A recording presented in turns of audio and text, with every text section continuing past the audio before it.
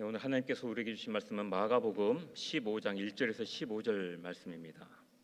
마가복음 15장 1절에서 15절 말씀, 저 한 절 여러분 한 절 교독하겠습니다. 새벽에 대제사장들이 즉시 장로들과 서기관들 곧 온 공회와 더불어 의논하고 예수를 결박하여 끌고 가서 빌라도에게 넘겨주니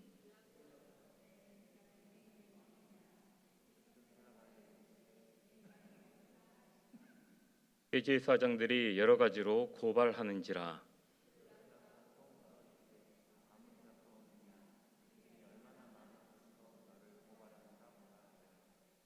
예수께서 다시 아무 말씀으로도 대답하지 아니하시니 빌라도가 놀랍게 여기더라.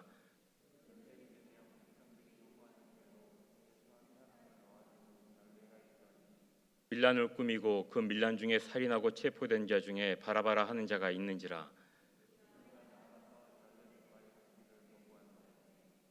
빌라도가 대답하여 이르되 너희는 내가 유대인의 왕을 너희에게 놓아 주기를 원하느냐 하니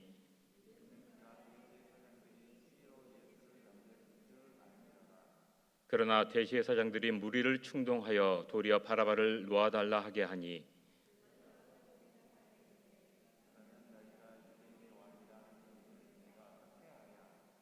그들이 다시 소리 지르되 그를 십자가에 못 박게 하소서.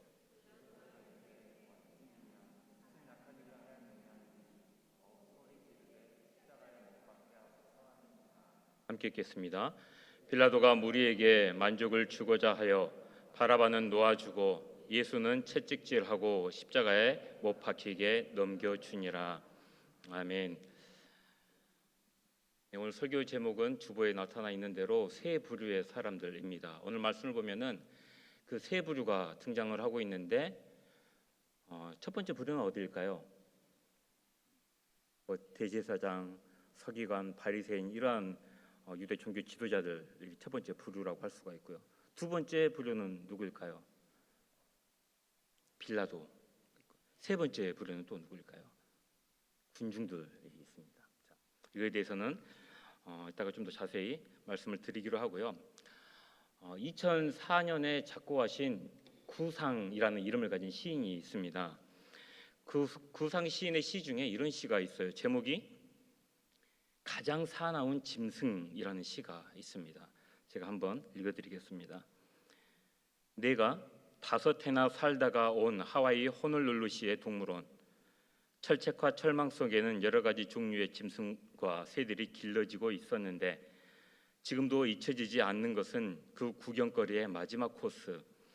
가장 사나운 짐승이라는 팻말이 붙은 한 우리 속에는 대문짝만한 큰 거울이 놓여 있어 들여다보는 사람들로 하여금 찔끔 놀라게 하는데 오늘날 우리도 때마다 거울에다 얼굴도 마음도 비춰보면서 스스로가 사납고도 고약한 짐승이 되지나 않았는지 살펴볼 일이다.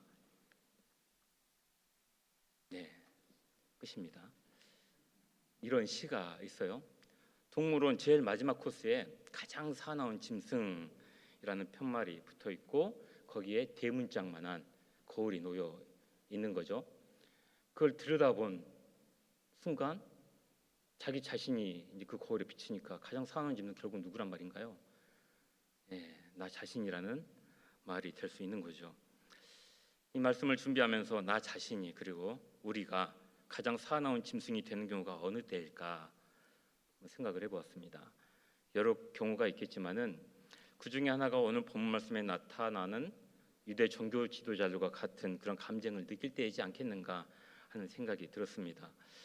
이 시간에는 아까 세 부류의 인물들을 말씀을 드렸는데 그 인물들을 중심으로 살펴보면서 그들을 통해서 우리가 신앙을 가지고 살아가는 동안 가장 사나운 짐승이 되지 않기 위해서 우리가 버려야 할 것이 무엇이겠는가 한번 하나님의 말씀을 듣고자 합니다. 이른 새벽에 대제사장들과 장로들과 서기관들로 구성된 사내들린 공회에는 예수님을 빌라도에게 넘기기로 결정을 합니다. 그렇게 해서 유대 총독인 빌라도와 그리고 사내들인 공회의원 그리고 군중들 이 사람들이 한 자리에 모이게 되죠. 이들은 예수님 때문에 한 자리에 모이긴 했는데 그 마음속 동기들은 저마다 다 달랐습니다. 먼저 시기심에 빠진 대제사장들과 장로들 그리고 서기관들로 구성된 사내들인 공의의 유대 종교 지도자들을 보면은 이들은 자기들끼리 공모를 해가지고 예수님을 결박한 후에 빌라도에게 넘겨주죠. 이들이 내건 혐의가 있습니다. 유대인의 왕, 즉 반역죄였습니다. 당시 로마 황제가 인정한 왕 이외에는 또 다른 왕이 있을 수가 없었습니다. 따라서 스스로 왕이라고 칭한다면은 분명 황제의 절대 권한을 부인하는 일이었고 로마에 대한 명백한 반역 행위였던 것이 분명합니다. 이외에도 대제사장들은 여러 가지 것들을 고발의 이유로 내놓았죠. 어떻게 해서든지 예수님을 죽이고 싶었던 겁니다. 사형 외에 물론 이제 여기에는 이 사람들은 돌을 던져가지고 사람을 처형할 수 있는 권한은 있었단 말이에요. 그런데 그러한 권한을 가졌음에도 불구하고 굳이 예수님을 결박을 해가지고 빌라도에게 데려간 이유가 무엇일까요? 이들이 돌을 던지게 해가지고 사람을 처형할 수는 있었는데 어떤 것이 없었냐면은 십자가에 못 박을 권한은 없었습니다. 이들이 빌라도에게 예수님을 데려간 것은 분명합니다. 십자가에 못 박기 위해서 분명한 의도가 있었다는 거죠. 그런데 이러한 유대 종교 지도자들의 행위가 바로 시기심이었습니다. 이 종교 지도자들도 여러 파들이 이렇게 나눠져 있었는데 이들을 하나로 뭉치게 했던 것이 뭐였냐면은 바로 시기심이었다는 거죠. 10절 말씀을 보면요, 이는 그가 대제사장들이 시기로 예수를 넘겨준 줄 알미러라라고 말씀을 합니다. 빌라도는 유대 종교 지도자들이 예수님을 시기해서 죽이려고 한다는 사실을 너무나도 잘 알고 있었습니다. 그런데 여기서 시기라고 번역된 헬라어 단어가요, 푸도논이라는 단어를 사용을 하는데 이 푸도논이라는 단어가 바울 서신이라든가 일반 서신에서 성령에 의해서 인도함을 받지 못하고 있는 사람들에게서 나타나는 악한 죄성을 연구할 때 반드시 들어가 있습니다. 시기라는 단어로 이 푸도논이라는 단어가요. 갈라디아서 5장 19절에서 21절 말씀을 보면은 육체의 일이 무엇인가에 대해서 열거를 쭈르륵 하고 있단 말이죠. 육체의 일은 분명하니 곧 음행과 더러운 것과 호색과 우상숭배와 주술과 원수 맺는 것과 분쟁과 시기와 분냄과 당짓는 것과 분열함과 이단과 투기와 술 취함과 방탕함과 또 그와 같은 것들이라 전에 너희에게 경계한 것 같이 경계하느니 이런 일을 하는 자들은 하나님의 나라를 유업으로 받지 못할 것이요라고 말씀을 합니다. 앞에서 제가 시기라는 단어를 좀 크게 읽었죠. 근데 이 시기는 푸도논이라는 단어는 아니고 질러스라는 단어입니다. 이 질러스라는 단어도 시기라는 단어이고요. 뒤에 투기도 제가 좀 강조해서 읽었죠. 투기가 푸도논이라는 단어를 사용해요. 악의, 질투, 시기 여기에 들어가 있습니다. 두 종류의 시기가 다 들어가 있어요. 디모데전서 6장 3절에서 5절 말씀을 보면은 예수 그리스도의 교훈을 따르지 않는 자들에게서 나타나는 악한 죄성이 또 열거가 되어 있는데 여기에도 푸도논, 투기라는 단어가 들어가 있습니다. 베드로전서 2장 1절을 보면은 우리들이 버려야 할 것, 그리스도인들이 버려야 할 것들이 나타나 있어요. 그 중에 포함된 시기도 이 푸도논이라는 단어를 사용을 합니다. 때문에 이러한 말씀들만 찾아보더라도 이 시기심은요, 우리 그리스도인들이 반드시 가져서는 안 되는 마음, 가지고 있다면 버려야 하는 마음이 바로 푸도논, 시기입니다. 질투, 악의. 근데 고대 사회에서는 이 시기가 어떨 때 발생을 한다고 보았냐면 크게 세 가지 이유로 보았어요. 첫 번째 이유가 뭐냐면 제한된 재화였습니다. 재물은 제한이 되어 있는데 사람들은 그 재물을 원하는 만큼 차지할 수가 없죠. 제한되어 있으니까.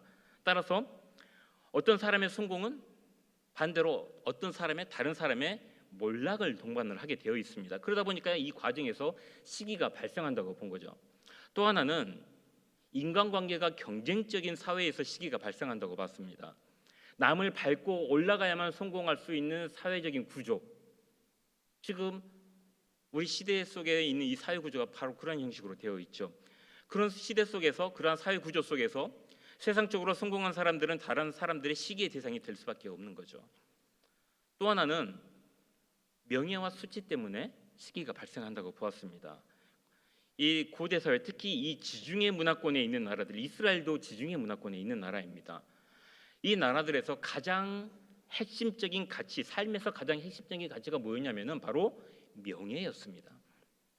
당시 명예라는 것은 기본적으로 마을 사람이라든가 혹은 이웃 사람들이 평가하는 어떤 사람의 가치, 지위, 명성 이런 것들을 의미를 했습니다. 고대 지중해 문화권에 있는 사람들은 이 명예를 정말 사랑했고요.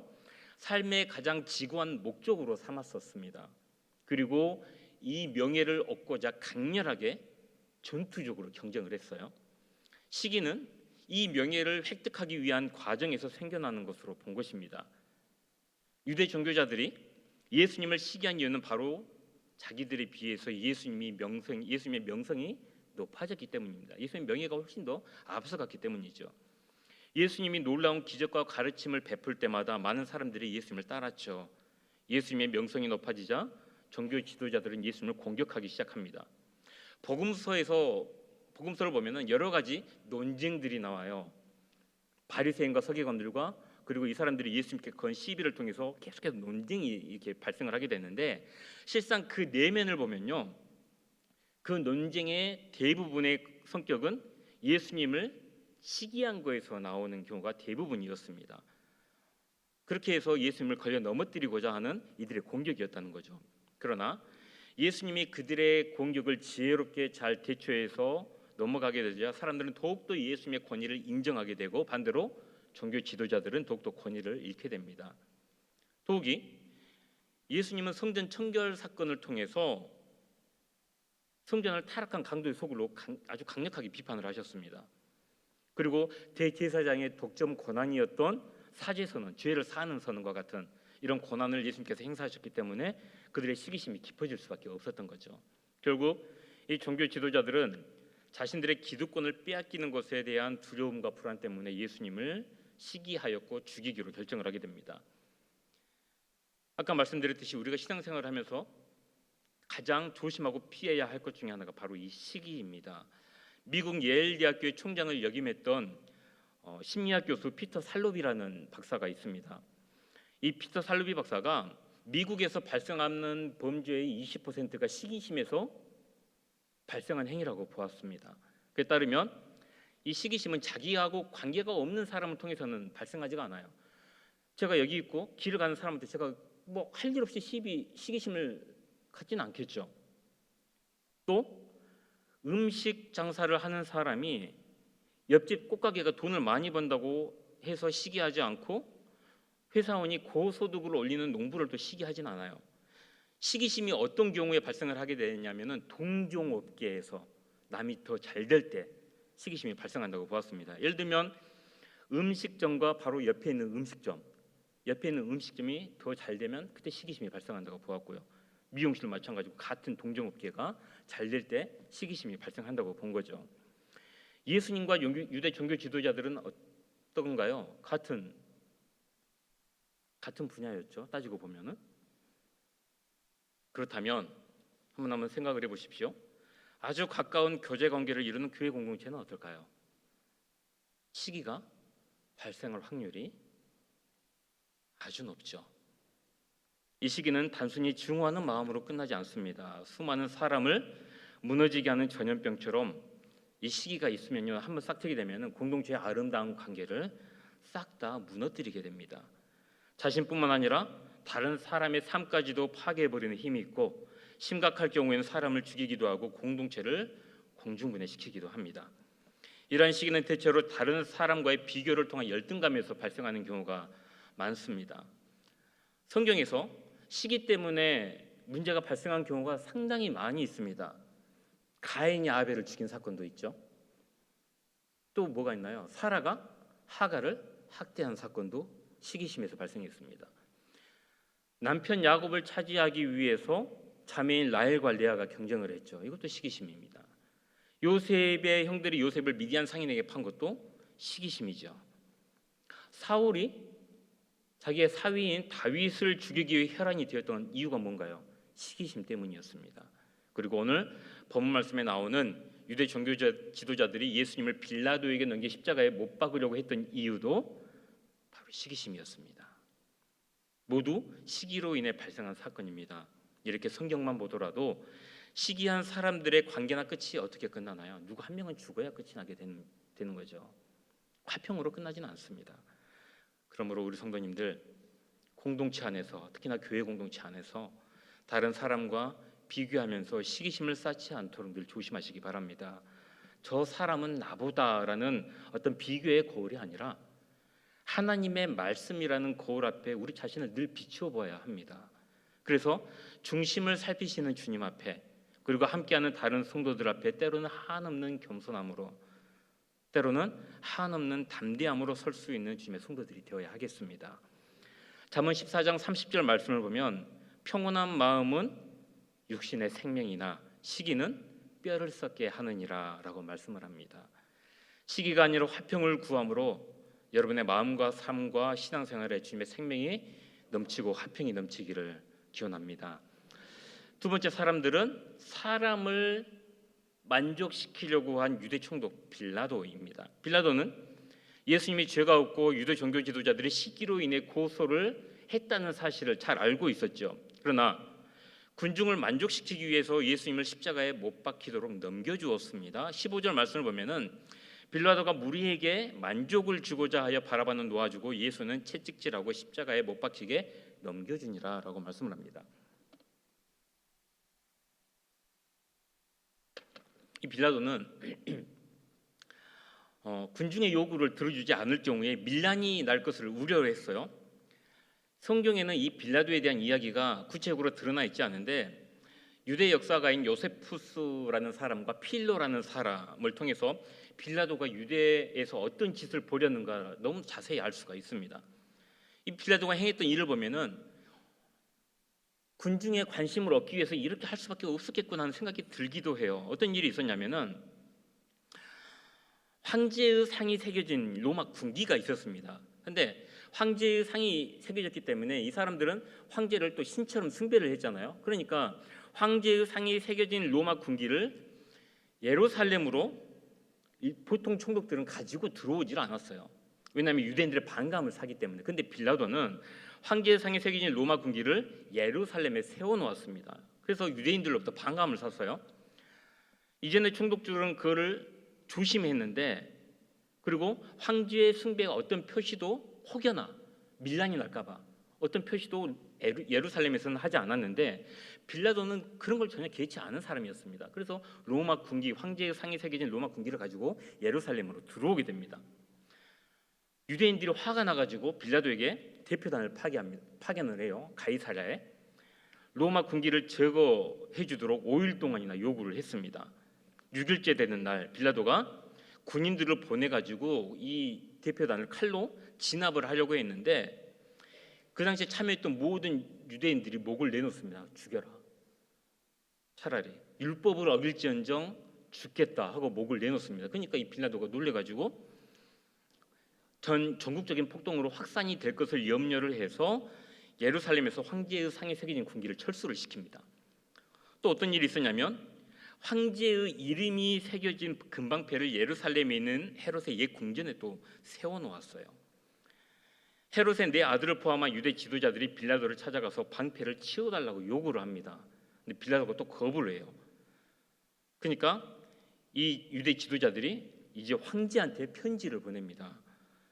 이 편지를 받아본 디베리오 황제가 대노를 하게 되죠. 그리고 빌라도에게 즉각 방패를 예루살렘에서 치우라고 명령을 합니다. 그렇게 해서 가이사랴에 있는 아우구스도 신전에 갖다 놓게 되죠. 또 이 수로를 건설을 하게 해요. 수로를 건설한다고 하니까 예루살렘에 있는 백성들이 아주 환영을 했습니다. 그런데 문제가 어디서 터지냐? 수로를 건설하려면 뭐가 들어갈까요? 돈이 들어가게 되겠죠. 돈을 어디서 충당을 하게 했을까요?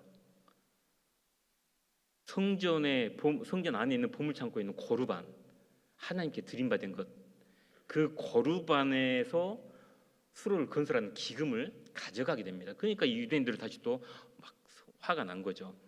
그래서 빌라도가 예루살렘을 방문을 했을 때 성난 유대인들이 빌라도를 둘러싸게 되자 군인들이 곤봉으로 이 무리들을 진압을 하게 됩니다. 그 과정에서 많은 사상자가 발생을 하게 돼요. 또 다른 유혈 사태가 한 번 더 있었는데 주후 36년에 있었습니다. 사마리아에 거짓 선지자가 출현을 해요. 그래가지고 모세가 그리심 산에다가 거룩한 그 보물들을 놓았다가 이렇게 숨겨놨다고 하더라. 하루 사람들을 현혹을 했습니다. 그러니까 보물에 눈먼 사람들이 그리심산에 막 이제 찾아가는 거죠. 그래가지고 많은 사람이 실제로 그리심산 발치에 무장을 한 채 이제 집결을 하게 됩니다. 이제 빌라도가 그 사실을 알고 기병대와 중무장한 보병대를 보내가지고 길을 차단을 시킵니다. 그리고 이 두 무리 간에 이제 전투가 일어나게 되죠. 많은 사람이 죽고 투옥이 됩니다.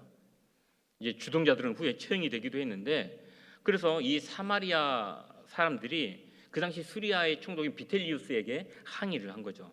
그리고 이 비텔리우스가 빌라도의 직위를 해제하고 로마로 돌아가도록 조치를 합니다. 이게 주후 36년에 일어난 일인데, 그 후에 이제 주 39년 3년이 지나서 빌라도는 자살로 생을 마감했다라고 이제 전해지게 되는 거죠. 이런 내용들로 추측을 해보면은 이 빌라도는 눈치가 없는 건지 아니면 정치적인 영향력이 없는 건지 참 그런 사람이었습니다. 가뜩이나 좁아진 자신의 정치적인 입지를 지키기 위해서라도 유대 종교 지도자들과 군중들이 만족하도록 그들의 요구를 들어줄 수밖에 없는 상황이었다는 거죠. 이걸 보면은 이 빌라도는 로마 법질서의 상징이라고 하기보다는 어떤 정치적인 편의를 추구하는 로마 제국의 연약성이라든가 불법성을 대표하는 인물로 볼 수가 있는 겁니다. 우리 성도님들, 사람을 만족시키려고 하는 자는 늘 사람들에게 휘둘리는 삶을 살아갈 수밖에 없습니다. 이스라엘 초대 왕이었던 사울이 하나님이 아니라 백성을 두려워해서 그들을 만족시키려고 하다가 어떤 결과를 맞이하게 되었던가요? 결국 하나님께 버림받은 사실을 우리는 너무나도 잘 알고 있죠. 그러므로 여러분, 사람이 아니라 하나님을 만족시키는 삶을 살아가는 그리스도인이 되시기 바랍니다. 사울의 뒤를 이어 하나님께 세움받은 다윗처럼 하나님께 소망을 두고 하나님을 만족시키며 하나님의 뜻에 합당한 삶을 살아가고자 하는 사람을 주님은 끝까지 책임져 주십니다. 세 번째는요, 생각의 부재 상태에 빠진 군중입니다. 이 사람들은 종교 지도자들에게 선동된 사람들입니다.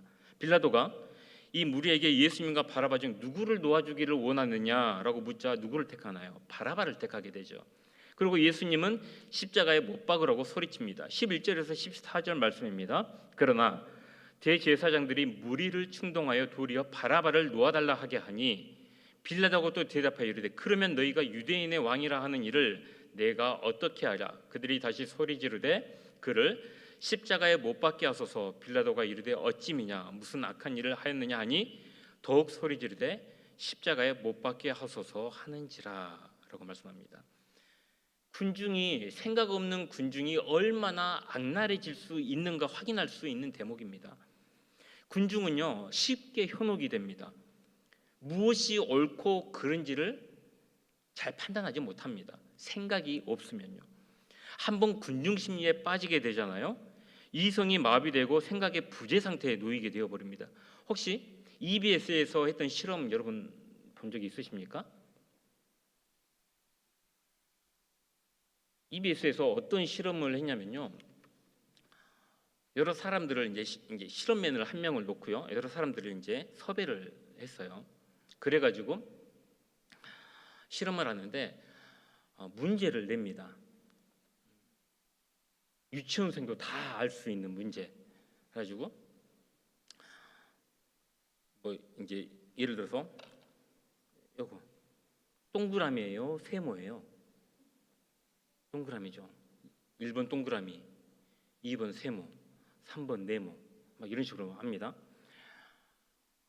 나머지 사람들이 다 2번 세모라고 답을 합니다.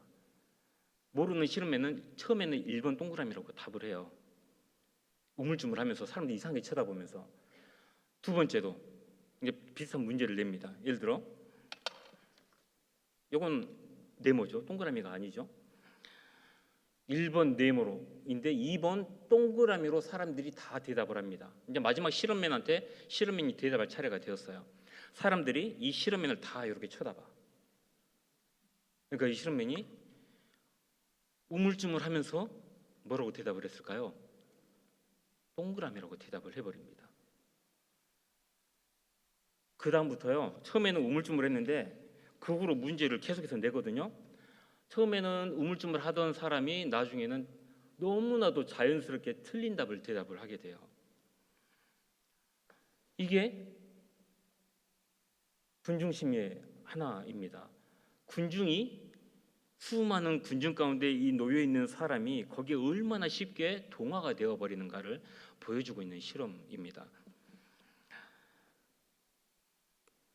이들 중에는요, 불과 며칠 전까지만 하더라도 예수님이 어린 나귀를 타고 예루살렘에 들어오셨을 때 자기의 겉옷을 펴며 예수님을 호산나 하면서 환영했던 사람도 있었을 겁니다. 한때는 예수님을 환영했던 사람들이 그 예수님이 자기가 원하는 메시아가 아니라는 판단이 서자 이제는 예수님을 죽이라고 소리치는 군중 중에 한 명이 되어버린 겁니다. 악한 종교 지도자는 비난받아 마땅합니다. 하지만 이처럼 생각의 부재 상태에 빠져서 이성을 잃고 충동되어 사람을 죽이라고 외치는 군중 역시 비난받아 마땅하죠.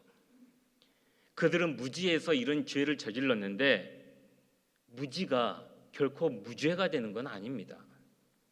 무지한 군중은 세상 속에서 분별력 없이 이리저리 휩쓸린다 하더라도 우리 그리스도인은요, 하나님의 말씀을 거울 삼아 반드시 무엇이 옳고 무엇이 그른가에 대한 분별력을 가질 수 있어야만 합니다. 그러므로 우리 성도님들, 세상의 흐름이나 분별력 없는 군중 심리에 휩쓸리지 않도록 생각 없이 살아가는 삶을 버리고 조심하시고 하나님의 말씀을 반석 삼아 올바른 생각의 힘을 키워가시기 바랍니다. 그때 우리는 말씀 속에 있는 하나님의 뜻을 올바로 헤아릴 수 있게 되고요, 다른 사람들을 이해하고 배려할 줄 아는 마음을 가질 수 있게 되는 겁니다. 오늘 본 말씀에 나오는 세 부류의 사람들을 통해 우리가 신앙생활을 하면서 하나님 나라의 삶을 살아가면서 버려야 할 것이 무엇인가를 이 시간 살펴보았습니다. 우리는 교회 공동체와 더불어 신앙생활을 할 때 유대 종교 지도자들이 예수님에 대해 가졌던 시기심을 버리고 화평을 구하는 삶을 살아가야 합니다. 그리고 빌라도처럼 사람을 만족시키려는 삶을 버리고 하나님을 만족시키며 하나님의 뜻에 합당한 삶을 살아가야 합니다.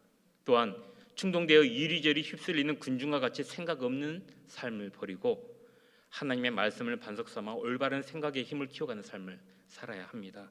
그럴 때 우리는 가장 사나운 짐승이 되지 않을 수 있습니다.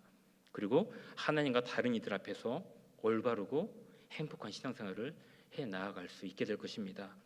함께 이러한 삶을 살아감으로 우리 성도님들의 신앙의 여정 속에 기쁨과 화평이 넘쳐나기를 간절히 기원합니다.